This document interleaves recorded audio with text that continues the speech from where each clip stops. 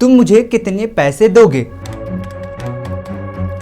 अगर मैं तुम्हें अपनी बीवी के साथ ताल्लुक बनाते हुए दिखाऊं जब वो सो रही हो।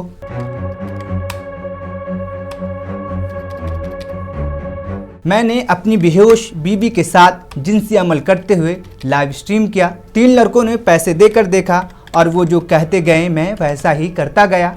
ये कोई अफसाना नहीं है, ये 2 लोगों के दरमियान होने वाली एक हकीकी गुफ्तगू का हिस्सा है।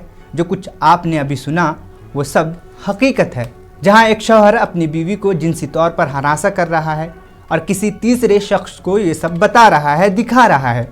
क्या आप इस बात पर यकीन करेंगे अगर मैं कहूं कि दुनिया में ऐसी रेप एकेडमी चल रही है जहां सिखाया जाता है कि बीवी को नशा आवर दवा खिलाकर उसके साथ कैसे ज्यादती की जाए।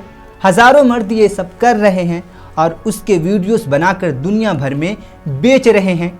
जब ये तहकीकाती रिपोर्ट सामने आई, जब ये रिसर्च सामने आई तो हम भी बाकी लोगों की तरह हैरान रह गए।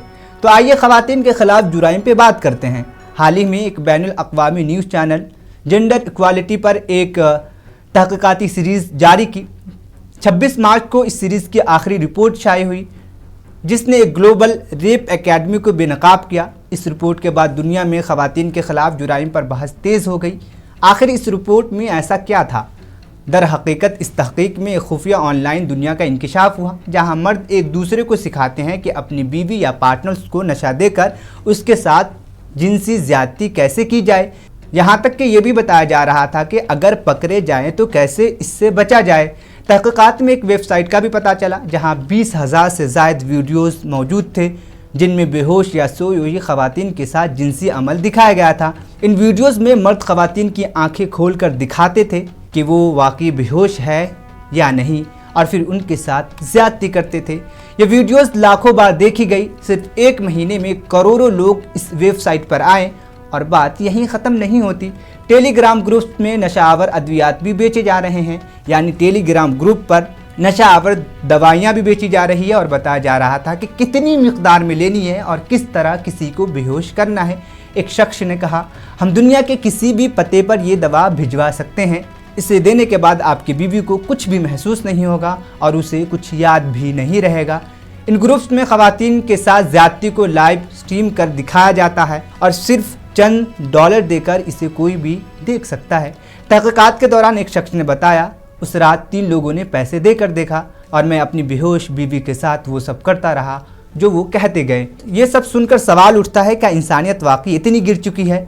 ऐसे ही एक केस में एक औरत को अपने शौहर की सच्चाई का पता चला और वो कहता है, मैं तुम्हारे चाय में नींद की दवा मिलाता था ताकि तुम्हें बांध सकूं, तुम्हारे तस्वीर ले सकूं और तुम्हारे साथ ज़्यादती कर सकूं।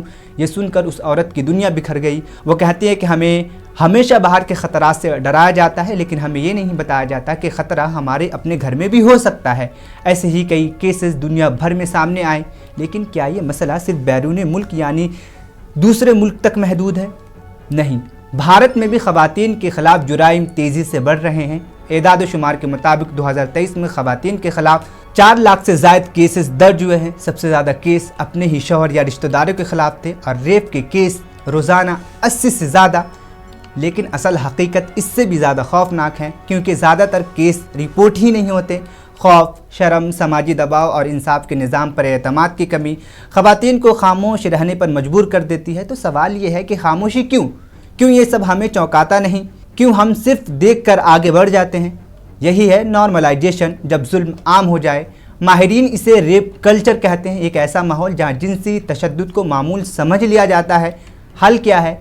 पुलिस निज़ाम को बेहतर बनाना होगा, अदालतों में ताख़ीर ख़त्म करनी होगी, क़वानीन को सख्ती से नाफिज करना होगा और सबसे अहम मुआशरे की सोच बदलनी होगी क्योंकि जब तक सोच नहीं बदलेगी कुछ नहीं बदलेगा। आखिर में बस एक सवाल, क्या हम वाकई एक महफूज मुआशरा चाहते हैं या सिर्फ इसका दिखावा? फ़ैसला हमें और आप सबको करना है।